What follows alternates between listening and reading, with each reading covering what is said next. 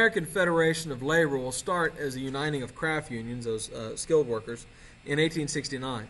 Oh, I'm sorry. And they are in 1881, and they're still around today. They are exclusive. They limit who can join them. Women can't join. I don't believe immigrants can join, and non-skilled labor can't join. Their leader, Samuel Gompers, focuses on wages and work conditions. Now, on May 1st, 1886, May Day had been a day that regular people had celebrated for a long time. And on May 1st, 1886, the AFL had a strike for an 8-hour workday. And in Chicago's Haymarket Square, police officers attack the strikers and shoot and kill 4 of the striking workers. The next day, a bomb goes off in Haymarket Square and kills 7 cops and injures 67 more. Now, nobody knows who set this bomb, but of course the assumption becomes that the striking workers did it. The cops will again attack the striking workers and kill 4 more of them.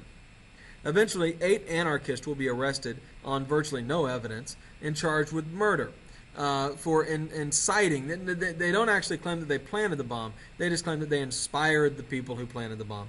It's a kangaroo court. It's no form of justice. It's simply, we don't like these people, so we're going to get them. One of them will actually commit suicide, and of the other 7, 4, they'll all be sentenced to death, but 4 are actually executed by the state before 3 are released because the trial was a joke.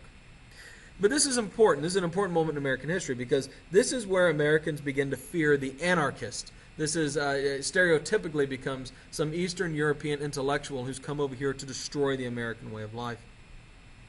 And this image, this idea of these evil people who are invading us, will be used to criticize any organized labor and ultimately any critic of capitalism whatsoever. And importantly, this whole negative stereotype will transform later into the communist. We'll get to. They're coming up. Don't worry.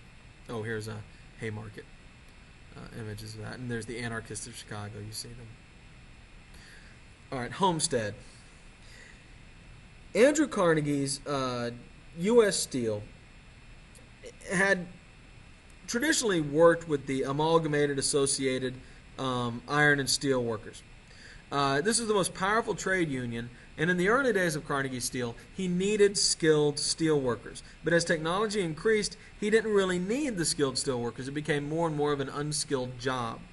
And so he wanted to crush their union and not pay them anything. So he began a series of pay cuts from 1890 to 1892. And in 1892, he stopped even taking meetings with the union and didn't even notify them when he cut their pay. It would just show up in their paychecks. Angered by this, they went on strike, but this is Carnegie's plan. He wants to destroy the union. The Homestead plant outside of Pittsburgh is closed because of the strike and occupied by the striking workers. They actually get weapons, and dynamite particularly, which is used in the plant, and refuse to leave. Carnegie hires 300 Pinkertons. These are kind of like private security or rent-a-cops or mercenaries, if you will. And these Pinkertons are going to go take the plant back. They will get on boats and sail down the Allegheny River. And the striking workers, when they see the Pinkertons coming, will pour kerosene into the river and set it on fire, and the Pinkertons' boats will sail into the burning river. A fight will break out with guns and dynamite. I mean, people lighting sticks of dynamite and just throwing them at their opponent. It's pretty crazy. 3 Pinkertons will be killed and 10 striking workers. The Pinkertons will actually surrender to the workers. The Pennsylvania governor will call in the entire state National Guard, 8,000 troops, to try to get the striking workers out of the plant. The workers will stay for 4 months until they surrender. But they only surrender when the public turns on them. And the public turns on them because a radical, unrelated to them, will attempt to kill Andrew Carnegie's second in charge, Ford Frick. I'm sorry, not Ford Frick, Frick. And this, when the public turns on the workers, they're going to surrender. And by 1900, the union is simply gone. Finally, let's talk about the Pullman strike. In 1894, Pullman railroad cars are made in a company town. Now, company towns were very common back then. What you would do if you were a business owner is you would go and you would build a factory, and then you would build housing all around the factory, and you would build a store, and you would build a library, and you might build a theater, and you would build restaurants, and you owned it all. It was all yours. And so it was a company town because the corporation owned the whole town. They owned everything. And then your workers would come to work there, and they would be required to live in the housing you own. They would shop at the stores you own. They would go to the restaurants you own. And so basically, all the money you paid them in wages came back to you because they were required to, or their only realistic option was to buy everything from you. In the Pullman company town, wages are cut by 25% when the economy takes a downturn, but the rent stays the same. Now remember, the company owns the place you're renting. So the workers get angry, and they go on strike. Eugene V. Debs, who leads the railway union workers, tells all the railway workers in America not to touch Pullman cars. Basically, this shuts down the entire railroad system throughout the country. Thousands of railroad workers go on strike, and transportation is completely paralyzed.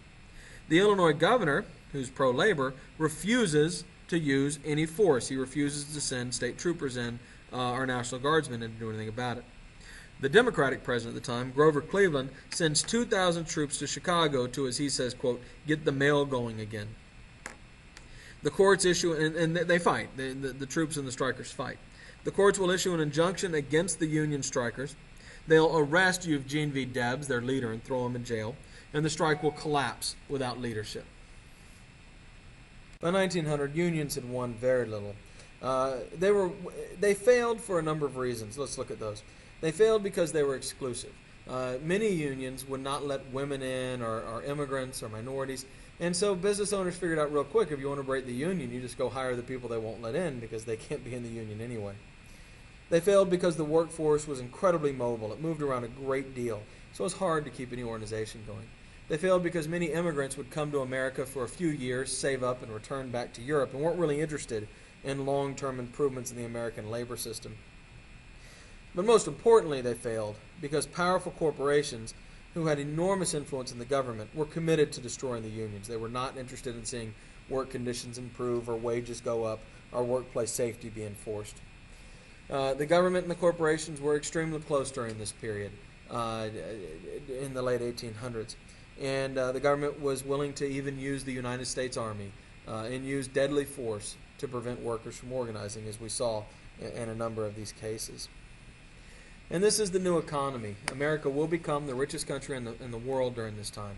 But it will not be evenly shared. A very small number of people will become enormously wealthy, while the vast majority of Americans will become poor and less powerful.